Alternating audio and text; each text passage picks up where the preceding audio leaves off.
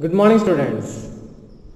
Last lecture में हमने जो हमारे अर्ली ह्यूमंस के उस समय की किस टाइप के अर्दन पॉट्स क्लोथ्स कैसे यूज़ करते थे, कैसे वो एनिमल्स को हर्ड करते थे, कौन कौन से टूल्स मिले थे, उनके घरों के बारे में जाना था, कैसे उनके उस समय ने घर बनाए थे, कैसे अपने ग्रेन्स स्टॉक करके रखते थे, यानी कि जो जितने भी ग्रेन्स वो ग्रो करते थे उसको वो कहाँ स्टोर करके रखते थे, इन चीज़ों के बारे में हमने जाना। ओके, अब हम पढ़ेंगे what were the other customs and practice of the early settlers. Custom और प्रैक्टिस मतलब उस समय वो किस हिसाब से पाठ पूजा करते थे या कौन कौन से रीति रिवाज निभाते थे, इसके बारे में हम जानेंगे। Okay, to find out more about the social and economic condition of the early farmers and herders, scholars have studied lives of present day tribes who also practice simple method of agriculture. अब उस समय क्या custom थे, क्या rituals थे, इसके बारे में ज़्यादा जानकारी नहीं है ना हमारे आर्कियोलॉजिस्ट को या फिर हमारे स्कॉलर्स को। कस्टम और जो ट्रेडिशंस का मतलब जो रीति रिवाज या किस भगवान में ज़्यादा बिलीव करते थे ना, ये सारी चीज़ें हैं। तो अगर उस समय का हमें ज़्यादा नॉलेज नहीं है, पर लेकिन जितने भी आर्कियोलॉजिस्ट होते हैं, जो स्कॉलर्स होते हैं, जो स्टडी करते हैं अर्ली ह्यूमंस के बारे में, उनका ये मानना है कि आज भी ऐसे पीपल्स जो कि जंगलों में रहते हैं वो आज भी वही टेक्निक यूज़ कर रहे हैं जो कि अर्ली ह्यूमंस करते हैं। इनको हम ट्राइबल पीपल बोलते हैं और हिंदी में हम आदिवासी लोग जो कि जंगलों में रहते हैं। कारण ये है उनको स्टडी करने का कि वो लोग भी आज तक वो ऐसी सेम टेक्निक यूज़ करते हैं जैसे कि अर्ली ह्यूमंस, यानी पुरानी टेक्निक्स एग्रीकल्चर की वो लोग वही यूज़ करते आ रहे हैं। From this study it has been summarised that early farmers and herders might have had customs and practices quite similar in nature to those of the modern day tribesmen। अब आज के जो मॉडर्न डे जो आदिवासी लोग हैं, जैसे रीति रिवाज वो निभाते होंगे, सेम वैसे ही रीति रिवाज अर्ली ह्यूमंस भी निभाते होंगे। जो ऑब्जर्वेशन स्कॉलर्स या आर्कियोलॉजिस्ट ने स्टडी की वो है, the scholars observe that the modern day tribesmen live in small settlements और विलेज और have 2 or 3 generation living together as an family. जो आदिवासी लोग होते हैं, जो ट्राइबल कम्युनिटी के पीपल्स होते हैं, वो छोटे छोटे गांव और जंगलों में रहते हैं और वहाँ पर 2 से 3 जनरेशन यानी 2 से 3 पीढ़ी एक साथ एक ही जगह रहती हैं as a family. Most families are related to one another and many such families unite to form a tribe. और एक फैमिली, जब बहुत सारी ऐसी फैमिली मिलके एक काबिला बना लेती है जिसको कि हम ट्राइब बोलते हैं या फिर आदिवासी के लोग, और भी मैंने एलाबोरेट बोल दिया काबिले। ओके, जो जंगल में पीपल्स रहते हैं उनको आदिवासी बोलते हैं, इनके अलग अलग काफिले बने हुए रहते हैं। Okay, people of such tribes still follow primitive ways of hunting, gathering, farming, herding and fishing. आज भी ट्राइबल कम्युनिटी के पीपल्स वही एंशिएंट टेक्निक्स का इस्तेमाल करते हुए हंटिंग करते हैं, अभी भी गैदरिंग करते हैं जैसे अर्ली ह्यूमंस करते थे, ठीक उस पुरानी टेक्निक से फार्मिंग करते हैं, फिशिंग भी करते हैं और अपने जानवर जो डोमेस्टिकेट एनिमल्स जो भी उन्होंने एनिमल्स डोमेस्टिकेट कर रखे हैं उनको चरवाने भी जाते हैं। The study further found that everyone in a tribe, man, women, old, elders and children help with the course. जो अब स्टडी से ये पाया गया कि जो ट्राइबल कम्युनिटी के पीपल है उसमें हर कोई कंट्रीब्यूट करता है, मैन आदमी, वुमेन औरत, ओके, चिल्ड्रंस बच्चे, एज वेल एज एल्डर्स जो कि एज्ड पीपल हो गए। Okay, womens do most of the agriculture work such as preparing the ground, sowing seeds, looking after plants and harvesting grains. Women also thresh, husk and grind grains. अब औरतों means women का काम क्या होता था, सबसे पहले तो ग्राउंड को तैयार करना, प्लाइंग करके फिर उसमें बीज बोना, फिर उसको देखना भालना, एग्रीकल्चर से रिलेटेड जो भी काम होता है वो वुमेन्स करती हैं, यहाँ तक कि फसल की कटाई भी वो करती। इसके साथ साथ जो भी फसल काटने के बाद जो हस्क रह जाता है जिसको कि हम कचरा बोलते हैं, शुक्ला बोलते हैं, उसको अलग करना, ग्रेन्स को अलग करना, ये सारे काम किसका होता है, वुमेन का। मैन का काम क्या होता है, man mostly heard animals on pasture. Man जो होते हैं वो एनिमल्स जो उनके डोमेस्टिकेटेड एनिमल्स होते हैं उनको दूसरी जगह ले जाते हैं चरवाने के लिए। ओके, चिल्ड्रंस जो मदर्स होती हैं उनको हेल्प करती हैं, उनकी एक्टिविटीज़, जो भी एक्टिविटीज़ परफॉर्म करती है, जैसे कि खेतों में क्रॉप्स को नज़र रखना, ओके, जितने एनिमल्स बर्ड आते हैं, अगर एनिमल्स या बर्ड आते हैं खेत में तो उनको भगाना, या कोई दूसरा पर्सन आ रहा है उसको भगाना। They also help their fathers in looking after small flocks, के साथ साथ कुछ अपने फादर्स को भी हेल्प करते हैं छोटे मोटे काम में। Man and women do certain task together like looking after the cattle, milking them, making pots, baskets, tools and hunts. एक और चीज़ जहाँ पे मैन वुमेन साथ में मिलकर काम करते हैं, जैसे कि जो गाय भैंस होती है उनका देखभाल करना, जो भी दूध निकालना होता है वो, इसका पॉट्स बनाना, है ना, मिट्टी के जो पॉट्स होते हैं जिसको क्या मटका बोलते हैं, मिट्टी के बर्तन बनाना, बास्केट्स, लकड़ी से जो बास्केट्स बनते हैं, टूल्स बनते हैं, हट्स बनते हैं, घर बनाते हैं, वो भी वो लकड़ी से ही बनाते हैं। तो ये सारी चीज़ें में वो आपस में हेल्प करते हैं एक दूसरे को।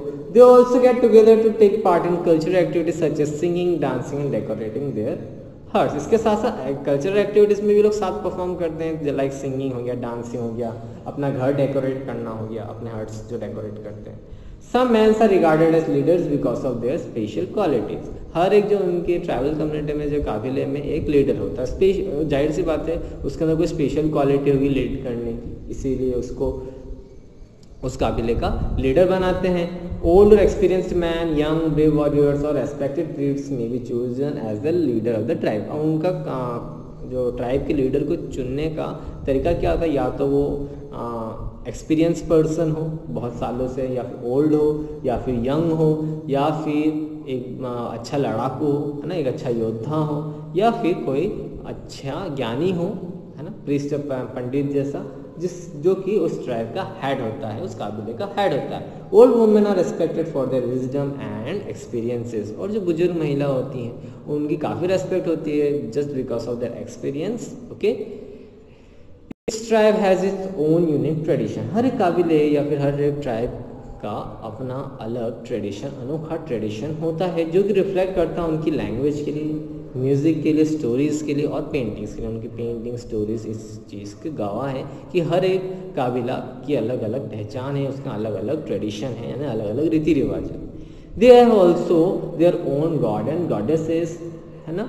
हमारे जैसे हम भगवान को पूछते हैं, उनके भगवान बिल्कुल अलग होते हैं। वो बेसिकली नेचर को अपना गॉड मानते हैं, कि या तो वो ट्रीज़ को यानी कि पेड़ पौधों को अपना गॉड मानते हैं, या फिर आग जो होती है उसको गॉड मानते हैं, पानी को गॉड मानते हैं, और द सन को गॉड मानते हैं। So they have their own god and goddesses. Members of a tribe tell stories through songs, offer prayers through their dance and share their joys and sorrow. Tribal people को अगर कोई prayer offer करनी होती है तो in the form of dance करते हैं, या फिर कोई स्टोरी सुनानी होती है in the form of song यानी कि गाना गा के सुनाते हैं। अपने जॉय सॉरो शेयर करने के लिए लोग डांस और म्यूजिक का सहारा लेते हैं, ओके।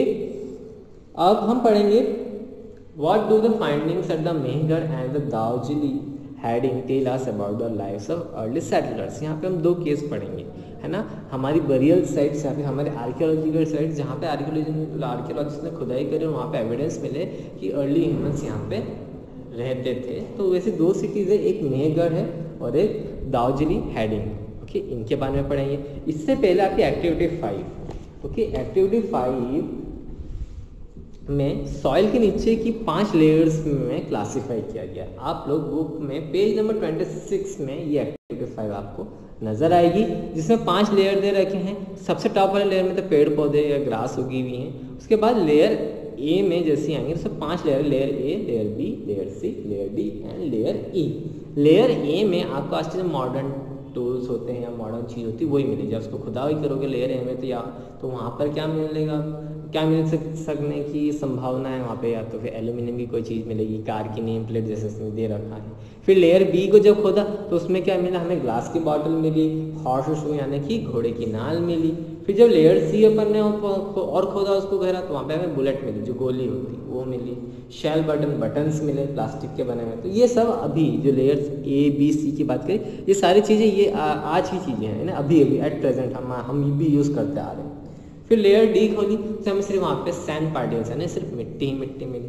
फिर उसको और फर्दर खोला और लेयर ई तक पहुँचे तो उसमें हमें क्या मिला, बास्केट फ्रेगमेंट मिले, स्टोन एरो पॉइंट, मतलब कि जो आपने कभी भाला देखा हो या एरो देखा हो तो अर्लियर टाइम्स जैसे कि एरोज में क्या होता है, आज के टाइम पे तो लोहा आने लग गया तो उसका वो ट्रायंगल जो नुकीला एरो होता है, वो नुकीला पार्ट जो रहता है वो लोहे से बनता है। पर अर्ली टाइम्स में लोहा नहीं था, तो वो लोग किससे बनाते थे? पत्थर से बनाते थे। तो वही बोला कि स्टोन एरो पॉइंट मिले, बास्केट फ्रेगमेंट मिले, बोन का कुछ टुकड़ा मिला, पोट्री फ्रेगमेंट मिले। तो यहाँ अगर हमें ये सब चीज़ें मिली लेयर इमेज, इसका मतलब ये था कि अर्ली ह्यूमंस कभी किसी साल, बहुत साल पहले यहाँ पे सेटल हुए हैं। ओके, तो सबसे पहला केस जो हम पढ़ेंगे, ये आपको समझाने का कारण इसलिए था कि जब आर्कियोलॉजिस्ट जब खुदाई करते हैं तो उनको पहले आज के टाइम की चीज़ें मिलेगी, उसके बाद और जब खोदते जाते तो नीचे जाके हमें ये पुराने जो चीज़ें होती उससे मिलते, उससे हम पहचान करते कि शायद यहाँ पे अर्ली ह्यूमंस रहते हों और वही चीज़ वो मिट्टी में दब गई। ओके, सबसे पहले जो साइट हम पढ़ेंगे वो मेहगढ़ की है। मेहगढ़ जो लोकेट है एक फर्टाइल प्लेन है, यानी कि एक प्लेन एरियाज में है, ना कोई पहाड़ में है ना कोई प्लेटो में, एक प्लेन एरिया में, जो कि आज के प्रेजेंट डे पाकिस्तान में है। ओके, ये ऐसा माना जाता है it is one of the earliest villages known to us. अभी तक ऐसा माना जाता है कि सबसे पहली विलेज या फिर पहली सभ्यता या फिर ऐसी पहली विलेज मानी गई है जहाँ पे अर्ली ह्यूमंस रहते थे। ओके, सो उसकी इमेज आपको पेज नंबर 26 में ही आपको पाई जाएगी। तो आप ये देखिए, यहाँ पे छोटे छोटे ब्लॉक्स बने हुए हैं उनके घर के। बेसिकली इनके घर होते थे उस समय, उन्होंने ऐसे घर बनाए थे। तो छोटे छोटे ब्लॉक्स होते हैं जहाँ पर वो रहते थे। ओके, इनके बारे में स्टडीज करते हैं। Archaeologist have found evidence of animal bones in different layers of soil while excavating this sites. जब इस साइट्स को वो लोग खोद रहे थे तब उनको बोन्स, एनिमल के बोन्स की जो बोन्स थी वो मिली के अलग अलग लेयर्स में। तो in the older levels of soil, मतलब जितना उसको खोदते गए they found the bones of wild animals such as deer and pig. तो उसमें उनको कौन कौन से एनिमल्स की बोन्स मिली? डियर यानी हिरन और पिग, जो जंगली जो पिग होता है उसकी। In the later levels of the soil bones of sheep and goat were found. और उसके और नीचे खोदा गया तो शीप और गॉट होते हैं, भेड़ और बकरे, इनकी बोन्स मिली। Okay, and most of the recent levels cattle bones were most common. This suggest that earlier people Mehrgarh hunted animals, but they later started rearing and herding sheep, goat and cattle. पर लेकिन एक बात जब उन्होंने calculate करी कि जो ऊपर वाले लेयर्स थी तो उसमें नॉर्मल एनिमल्स, ऐसे एनिमल्स लाइक भेड़, बकरी, ये सारे एनिमल्स मिले। जितना खोदते गए तो उनको वाइल्ड एनिमल्स मिले, इसके साथ साथ गॉट एंड शीप के भी। तो इसका मतलब ये था कि पहले मेहगढ़ के जो पीपल्स पहले वो हंटिंग करते थे, पर लेकिन धीरे धीरे उन्होंने भी एनिमल डोमेस्टिकेट करना स्टार्ट कर दिया, जैसे कि शीप हो गया, गॉट हो गई या फिर कैटल हो गई। Archaeologists have also found remains of square or rectangular house at Mehrgarh. Each house has 4 or more chambers. This suggests that early settlers might have used the chamber for specific purpose like cooking areas and storage. Okay? तो वहाँ जब और नीचे खोदा तो उनको blocks मिल गए, है ना। एक ब्लॉक में 4 रूम्स बने हुए थे जो कि बेसिकली यूज़ किए जाते थे अपने खाना स्टोर करने के लिए, खाना बनाने के लिए या फिर for the shelter purpose. Most burial sites excavated here that the people of Mehrgarh believed in burying their dead in one of the burial pits. A human skeleton lies alongside the skeleton of gods. This suggests that people believed in life after death and goats were buried to provide food to his or her after life. इसके साथ साथ वहाँ पर उनको कब्रिस्तान भी मिला, हाँ, जो ह्यूमन पीट्स होते हैं, इसको अगर हम बहुत सरल भाषा में बोले कब्रिस्तान मिला। तो जब उस कब्रिस्तान को खोदा गया तो वहाँ पे ह्यूमंस की जो बॉडी जब डेथ हो जाता है, जब दफना देते तो उसमें से कंकाल बचता है। तो ह्यूमन का कंकाल मिला, उसके साथ साथ एक एनिमल्स का भी, बेसिकली गॉड का कंकाल मिला। ओके, पेज नंबर 27 में इसकी इमेज दे रखी है। तो इसका मतलब ये था कि अर्ली ह्यूमंस उस समय ऐसा मानते थे कि मरने के बाद भी जिंदगी होती होगी। सो इसलिए वो लोग ह्यूमंस के साथ एक एनिमल्स को इसलिए गाड़ देते थे ताकि उसको वो एनिमल्स उसके लिए ऐसे खाना, मतलब वो एनिमल्स उसके लिए खाना हो सके, ताकि डेड मैन दफन होने के बाद वो एज ए फूड उसको यूज़ कर पाएगा। वो ऐसा उनका मान्यता थी, है ना। तो ये होगी मेहगढ़ की साइड के बारे में बातें। अब हमने एक और पढ़ा था दाउजली हेडिंग के बारे में, कि दाउजली हेडिंग की साइट्स के बारे में पढ़ेंगे। आइए उसके बारे में जानते हैं। The sites of Daojali Hading is located on the hills near the Brahmaputra valley. कहाँ लोकेटेड है? Near the Brahmaputra valley. आप बोल सकते हो in the states Brahmaputra river जो फ्लो होती है वो असम और अरुणाचल प्रदेश में फ्लो होती है, तो ये कहीं ना कहीं वहाँ के होंगे। Here stone tools including mortars and pestles have been found. Okay, यहाँ पे टूल्स मिले हैं, बेसिकली जो टूल्स जो भी उस समय जो टूल्स यूज़ करते हैं, मोर्टार और पेस्टल्स, जो सिलबट्टा होता है जो कि मसाले पीसने के लिए यूज़ होता है, वो पाया गया। This indicate the people of this site probably grew grains and prepared food using it. अब इससे ये प्रूव होता है कि उस समय के पीपल ज़्यादा एडवांस थे, उनको पता चल गया था कि खाने को हम कैसे जो खाने को हम कैसे ग्रो कर सकते हैं, हम क्रॉप्स कैसे ग्रो कर सकते हैं। और इसीलिए जो मोर्टार और पेस्टल किस लिए यूज़ किया जाता था, फूड ग्रेन्स को अलग हस्क से अलग करने के लिए या फिर अपना खाना बनाने के लिए they used for various purpose. Jadeite stone has also been found here which is commonly found in China. एक और स्टोन यहाँ पे पाया गया जेडाइट। इस स्टोन की खासियत ये कि सिर्फ चाइना में पाया जाता है, बट लेकिन असम जो है, असम इंडिया में है, चाइना से बहुत दूर है। सो ऐसा माना जाता है कि शायद चाइना से पीपल यहाँ पर आए हों, वो अपने साथ जेडाइट स्टोन लेके आए हों, यहाँ पे छोड़ गए। Okay, tools made of fossil wood and pottery have been found there. इसके साथ साथ ऐसे टूल्स मिले जिससे कि हमें पता चले कि उस समय यहाँ पर पीपल सर्वाइव करते थे। फॉसिल वुड का मतलब होता है बहुत पुराने टाइम का वुड जो कि अब लकड़ी में पत्थर में बदल गया। फॉसिल वुड का मतलब होता है कि बहुत पुराने समय का लकड़ी जो कि धीरे धीरे अर्थ के प्रेशर की वजह से अब वो एक स्टोन बन गया है, उसको हम बोलते हैं फॉसिल। ओके, इसके साथ साथ पेज नंबर 27 में प्लास्टर्ड स्कल्स की एक इमेज दे रखी है जो कि एक फैक्ट है, इसके बारे में हम जान लेते हैं। Archaeologist have excavated plastered skulls from the area around the east of the Mediterranean C.